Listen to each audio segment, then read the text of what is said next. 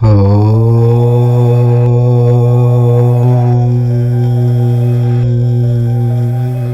శుక్రవారం, పైగా పౌర్ణమి ముందు రోజు. చాలా అద్భుతమైన రోజు. నీళ్ళల్లో ఉప్పును వేసి ఈ ప్రదేశంలో పెట్టండి చాలు.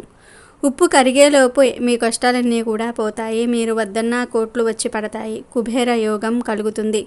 చాలా అద్భుతమైన ఫలితాలు వస్తాయి. కష్టాలు తీరిపోతాయి. అదృష్టము, ఐశ్వర్యము కలిసి వస్తుంది. ఎల్లప్పుడూ సంతోషంగా ఉండగలుగుతారు. మీ సమస్యలన్నీ కూడా తీర్చేసుకోవడానికి ఇది ఒక అద్భుత పరిహారం. కొన్ని సెకండ్లలోనే ఫలితం వస్తుంది కనుక అందరూ ఈ పరిహారాన్ని చేసుకోండి. ఉప్పు గురించి అందరికీ తెలుసు. ఉప్పు చాలా శక్తివంతమైనది. నెగిటివ్ ఎనర్జీని తీసివేస్తుంది. ప్రతికూల శక్తులు లేకుండా చేస్తుంది. ఇంటికి సంబంధించి ఎటువంటి ప్రాబ్లమ్స్ ఉన్నా ఈ పరిహారం చేశారంటే ఆ సమస్యలన్నీ కూడా పోతాయి. మరి ఇంతకీ శుక్రవారం రోజు ఉప్పుతో ఏం చేయాలి అనే విషయాన్ని ఇప్పుడు మనం ఈ వీడియోలో వివరంగా తెలుసుకుందాం. అంతకన్నా ముందు గాడిద గారెలు ఎలా తిందో తెలిపే కథను విందాం. మల్లేశం, సీతాలు చాకలి పని చేసేవాళ్ళు. వాళ్లకు ఒక గాడిద ఉండేది. దాని పేరు గుడ్డు. బట్టలు రేవుకు మోసేందుకు, బియ్యం సరుకులు తెచ్చేందుకు, పక్క ఊర్లో ఉన్న కూతురింటికి వెళ్లేందుకు అన్నిటికీ ఆ గాడిద మీదే తిరిగేవాళ్ళు. ఓ రోజు కూతురింటికి ప్రయాణం కట్టాడు మల్లేసు. ఏవేవో పచ్చళ్ళు, పెరట్లో కాసిన కూరగాయలు సంచుల నిండా నింపాడు. ఏమయ్యా, వేడిగా కాసిన్ని గారెలు చేసి కూతురికి తీసుకువెళ్దామా అంది సీతాలు. అవునవును, అల్లుడికి గారెలంటే చాలా ఇష్టం. చకచక చేసి పెట్టు, తీసుకొని బయలుదేరుదాం అన్నాడు మల్లేసు. సీతాలు వంటింట్లోకి వెళ్ళి సరిగ్గా 10 అంటే 10 గారెలు వేసింది. అమ్మటి ఆ గారెల వాసనకు చుట్టుప్రక్కల ఇళ్లల్లో వాళ్ళందరికీ కూడా నోర్లు ఊరాయి. పొరిగింటి రత్తమ్మ, సుబ్బరత్నమ్మ కొంచెం సేపు ఆగారు. కానీ ఇక తట్టుకోలేక గబగబా వచ్చేశారు.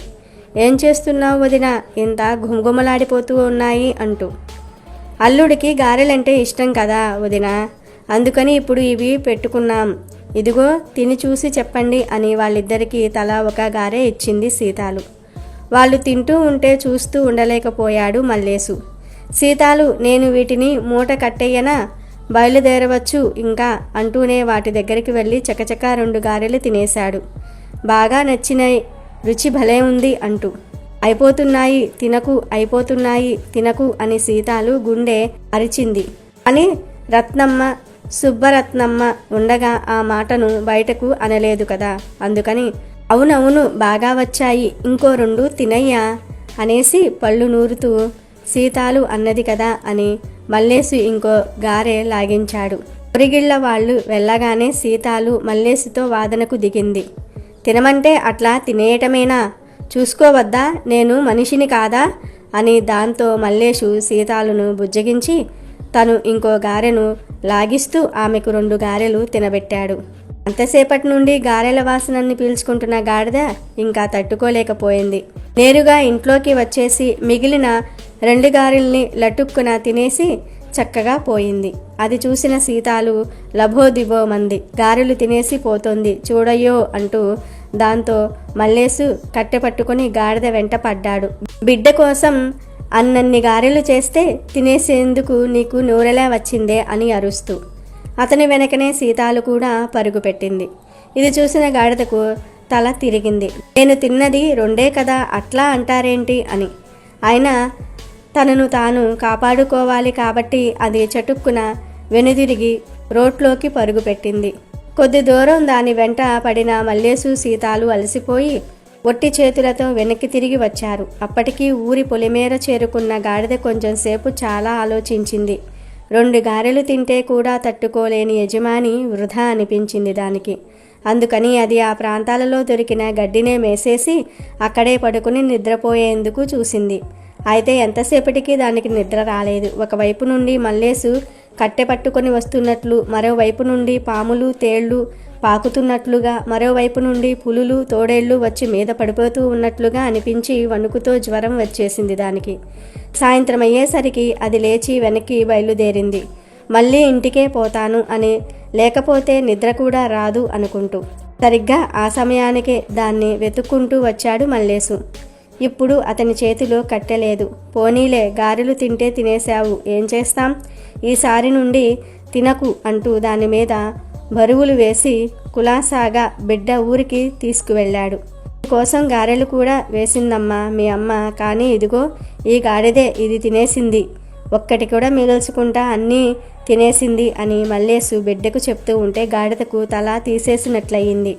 ఆయన సర్దుకుని అట్లాగే నవ్వు ముఖంతో నిలబడింది అక్కడ. తెల్లవారగానే మల్లేశం దాన్ని ఇంటికి తెచ్చి ఎప్పుడూ కట్టే చోట కట్టేస్తే అబ్బా ఇల్లు చేరుకున్నాను అనుకుని తృప్తిగా నిద్రపోయింది గాడిద. అయినా ఆ తర్వాత సంవత్సరం వరకు అందరూ దాన్ని వదిలేస్తే అది ఎన్ని గారెలైనా తినేస్తుందమ్మా అని తిడుతూనే ఉన్నారు. ఇక వీడియోలోకి వస్తే ఉప్పు అనేది లక్ష్మీదేవి స్వరూపం. అమ్మవారు పుట్టిన సముద్రం నుండే ఉప్పు కూడా పుట్టింది కనుక ఉప్పుతో ఏ పరిహారం చేసినా సంపూర్ణ లక్ష్మీ కటాక్షం కలుగుతుంది. ఉప్పుతో శుక్రవారం రోజున ఈ పరిహారం చేసుకోవటం వలన వితిన్ సెకండ్స్లోనే మీకు ఉన్న కష్టాలు పోతాయి. అసలు ఏం చేయాలి అంటే ఏమీ లేదు. ఈరోజు చక్కగా గుప్పెడు ఉప్పును తీసుకోండి. అంటే గుప్పెట్లో ఎంత ఉప్పు పడుతుందో అంత ఉప్పును తీసుకోండి. ఎడమ చేతితో తీసుకోండి. తర్వాత ఆ ఉప్పును అలా పట్టుకొని లక్ష్మీదేవి ఫోటో దగ్గరకు వెళ్ళి, తల్లి నాకున్న సమస్యలు పోవాలి, ధనలాభం కలగాలి, నువ్వే ధనలాభాన్ని కలిగించాలి అని మనస్ఫూర్తిగా సంకల్పం చెప్పుకోండి. వివరించి అమ్మవారికి మీ కోరికను చెప్పండి. ఆ తర్వాత పూజ గది నుండి బయటకు వచ్చేసి షింక్లో కానీ లేదా ట్యాప్ కింద కానీ మీ ఎడమ చెయ్యిని పెట్టి ఉంచండి. అంటే ఉప్పు కరిగే విధంగా మీ పిడికిలిని వదులు చేసి ట్యాప్ కింద ఉంచండి. మీ చేతిలోని ఉప్పు అంతా కరిగే వరకు అలా ఉంచండి.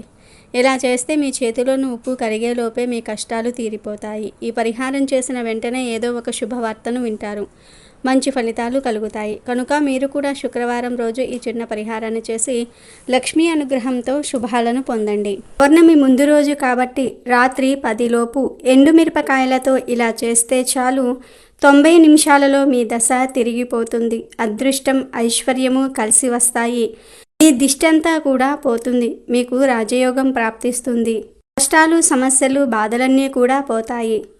ఎండుమిరపకాయల గురించి అందరికీ తెలుసు.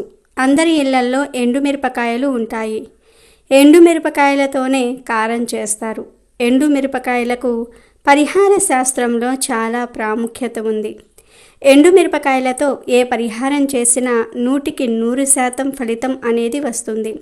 చాలామంది పెద్దలకు ఎండుమిరపకాయల మహత్యం తెలుసు.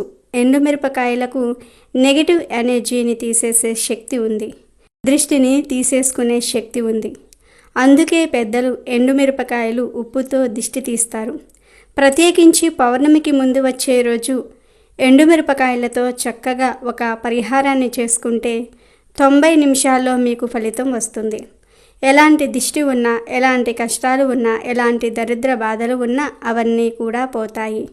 కొన్నిసార్లు కొంచెం మంచి బట్టలు వేసుకొని బాగా రెడీ అయినప్పుడు అందరి కళ్ళు మీ మీద పడతాయి.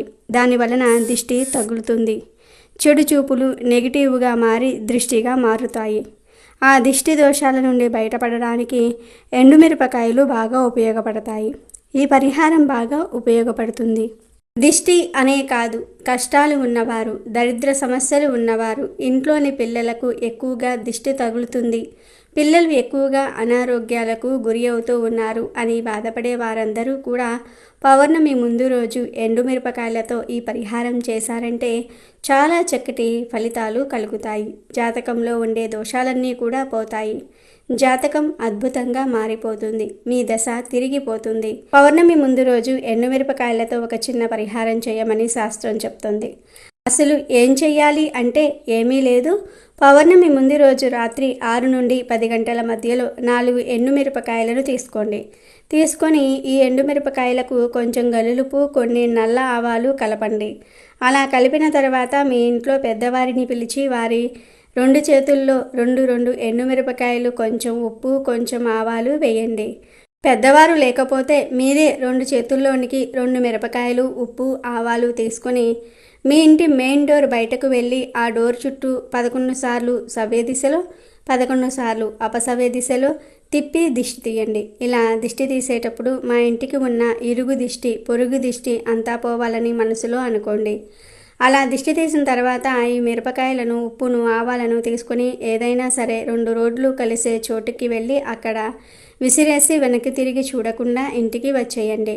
ఇంట్లోకి వెళ్లే ముందు కాళ్ళు చేతులు కడుక్కొని వెళ్ళండి. పౌర్ణమి ముందు రోజు ఈ చిన్న పరిహారం చేస్తే మీ ఇంటికి ఉన్న దిష్టి మొత్తం కూడా పోతుంది. నెగిటివ్ ఎనర్జీ కష్టాలన్నీ కూడా పోతాయి. పిల్లలు మారం చేయకుండా మంచిగా మారిపోతారు. దశ తిరిగిపోతుంది. అదృష్టం ఐశ్వర్యము కలిసి వస్తాయి. ఈ దిష్టంతా కూడా పోతుంది. మీకు రాజయోగం ప్రాప్తిస్తుంది. కష్టాలు సమస్యలు బాధలన్నీ కూడా పోతాయి. 40 నిమిషాలలో మీ ఇంట్లో వచ్చే మార్పును మీరే గమనిస్తారు.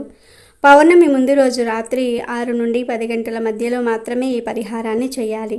కాబట్టి మీరు కూడా రేపు ఎండుమిరపకాయలతో ఈ పరిహారాన్ని చేసి శుభ ఫలితాలను పొందండి.